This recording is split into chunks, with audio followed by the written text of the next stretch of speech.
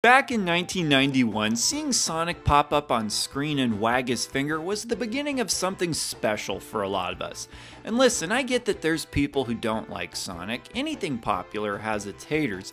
Heck, you could find people who hate dish soap if you look hard enough. But something like Sonic doesn't stick around this long without having its fans, and some pretty hardcore fans at that. You see, not only has Sonic managed to remain relevant and popular for so many years, but he's managed to do it despite a lot of bad games. Like some really bad games, with the decent ones being few and far between. Never have I seen a fanbase able to get their hopes up for so many different games just to have those hopes crushed. It's because Sonic had so much goodwill built up from the early games, and I think people just seem to really love the character itself. I mean, there were tons of mascot platformers back in the early 90s, almost all of which you could say were inspired by Sonic, and none of them are very relevant anymore. I mean, take a guy like Mr. Nuts. Where is he to be found these days? That's right, he's nowhere to be found. So why are fans so willing to stick it out through all the bad games? Well, I guess they figure that by a sheer numbers game, it's only a matter of time before Sega puts out a good one every now and then. I find it incredibly humorous that the Sonic game that found the most critical success since the old Sega Genesis days was Sonic Mania, a game that was basically just made by a super fan of the Sonic games that Sega trusted enough to make it.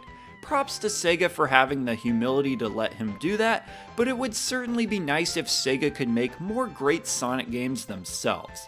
There's people who like Sonic Colors, and Sonic Generations got a pretty good reception as well, but they still seem to put out some mega turds over the years, with the king of all the turds being Sonic 06. That game is actually considered so bad that I'd argue its notoriety alone has helped keep Sonic relevant. I mean, people love to talk about how bad that game is, stream themselves playing it, and so forth. But why this bad game when there's plenty of other bad games out there? Well, I think a lot of it has to do with what a disgrace it is in regards to Sonic's legacy. It's kind of like the Super Mario Bros. Movie. It's like, what in the heck is this? This doesn't represent Mario well, just like Sonic 06 does not represent Sonic very well. Alright, so when it comes to what did make Sonic great, being the original Sega Genesis games, just what exactly did these games do that made them so special?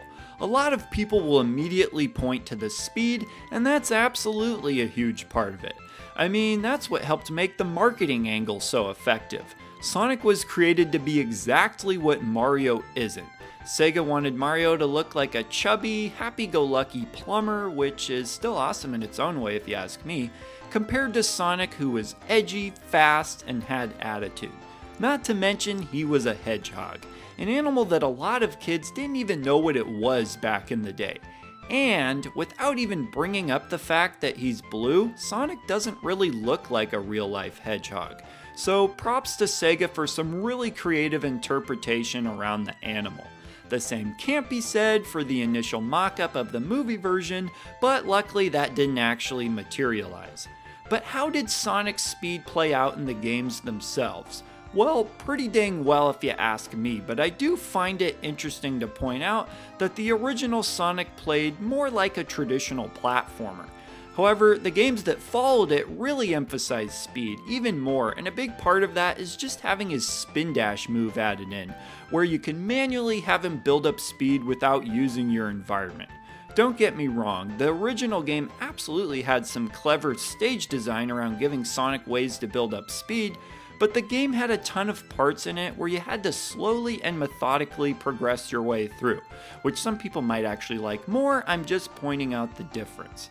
Something else that jumps out about the original games would have to be how colorful they were, with the opening stage Green Hill Zone really setting the tone. Something Sega had to compete with at the time of Sonic 1's release was the release of the Super Nintendo, which touted the ability to display way more colors than the Genesis, so Sonic did a great job at looking very colorful. But back to the speed. This was so intriguing back in the day because video games just did not play like this back then. You gotta remember that this was back in 1991, only a handful of years removed from when gamers were used to most games that would only scroll scene by scene. So to suddenly have the screen now scrolling this quickly so soon after having it scroll at all, well, it stood out. Not to mention, when it comes to game and stage design, having everything move so quickly presented a huge challenge in order to make the game feel right. It's easy to play a Sonic game and take for granted just how difficult it is to make the game flow the way it does. It's a testament to how well executed it is though. You don't see all the hundreds of things that could have gone wrong because they were able to avoid making those mistakes. I'm not a game developer, so take everything I say with a grain of salt, but I've looked on forums of indie game developers talking about level design, and there seems to be an opinion out there that the game design behind Sonic is far more difficult to pull off than more traditional platformers. Based off of this, it's my personal suspicion that that's why we've seen hardly any game developers trying to replicate the design of Sonic games and instead opt for other sources of inspiration. And sure, some people may just not like this style of game, but I'm talking about why people like Sonic and not why some people don't. It's reasonable to think that at least some indie developers would be inspired by Sonic, since plenty of other popular franchises have been mimicked. Heck, the only games we've really seen that are like the old Sonic games are some of the newer Sonic games, with Sonic Mania being an excellent tribute to the classic games. So from where I see it, the original Sonic style games are still cherished because there's really not much else quite like them, and the only chance for more games like them is future Sonic games. Thus, Sonic has remained in gamers' minds. Plus, the cultural impact of Sonic is what really counts the most. A lot of great video game characters have come along, and almost none of them are as big as Sonic is. Sonic was a very concerted effort by Sega to have a mascot to go alongside Mario, and they hit a home run, with Sonic just becoming one of those iconic video game characters that most people think of. In my opinion, what makes something iconic is if it's one of the first things you remember when you recall the era. For so many gamers, Sonic is immediately one of the first things that comes to mind when remembering the 90s. He was perfect for the 90s. He had attitude, he was fast, and he was cool.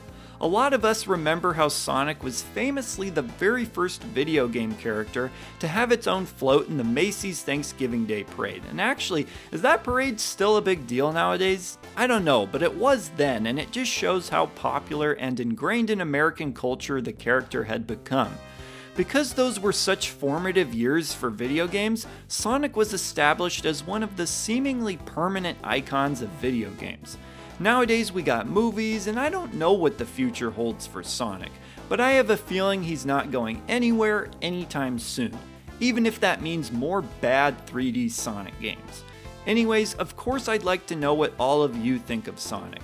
Are you somebody who is happy with just having the classic games, or do you wish Sega would continue to make great games for the franchise? Or perhaps you're somebody who doesn't like the Sonic games at all, but has an opinion on him as a character and as a part of our culture. Whatever your thoughts may be, I'd love to hear them, so leave your comments down below, and I will see ya in the next video.